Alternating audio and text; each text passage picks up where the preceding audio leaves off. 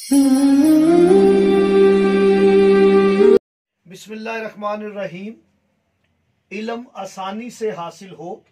आप कोई भी इल्म हासिल करना चाहते हैं, दीनी दुनियावी, आप कोई भी इल्म हासिल करना चाहते हैं और आपको उस इल्म से मोहब्बत भी है, लेकिन आप हासिल नहीं कर पाते, आपके लिए दुश्वारी पैदा होती है। आपका बच्चा या बच्ची वो पढ़ाई में बहुत कमज़ोर है, या उन्हें सबक याद नहीं होता, या इम्तहान में बार बार वो फेल होते हैं, तो आज की वीडियो देखना उनके लिए बहुत ज़रूरी है। इल्म, आप देखें कि इल्म के जो हरूफ हैं, ऐन, लाम और मीम, ऐन के 70 और लाम के 30 और मीम के 40, ये 140 का अदद, यानी इल्म का अदद 140 है। अब आपने ऐसे अल्लाह पाक के दो इस्म लेने हैं जो कि हुब का हा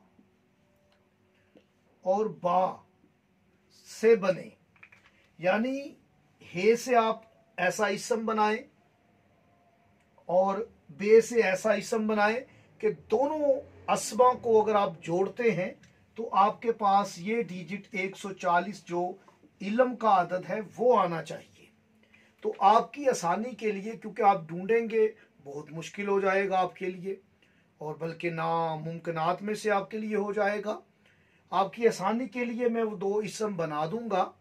आप वीडियो को कामिल देखें, चैनल को सब्सक्राइब करें, बेल आइकन का बटन प्रेस करें, और याद रखें कि ये जो इस्म मैं दो बनाऊंगा उनका अदद 140 होगा। आप अपने बच्चे को कहें या खुद आप 140 मरतबा वो दो अस्मा की तलावत करें। वो अस्मा जब भी आप तलावत करें, बावजू हालत में करें और किसी नमाज के बाद करें, और आप उठते बैठते भी पढ़े, आप उठते बैठते भी पढ़ सकते हैं, और आपको इल्म से मोहब्बत हो जाएगी, हुब हो जाएगी। तो आइए मैं आपको वो इस्म बताता हूँ। वो इस्म क्या है? आप इन दो अस्मा का नक्श बनाकर भी शरफ अतारत में या बुध वाले दिन बच्चे के गले में लटका दे या उसकी बुक में रख दे, ये भी बेहतर है।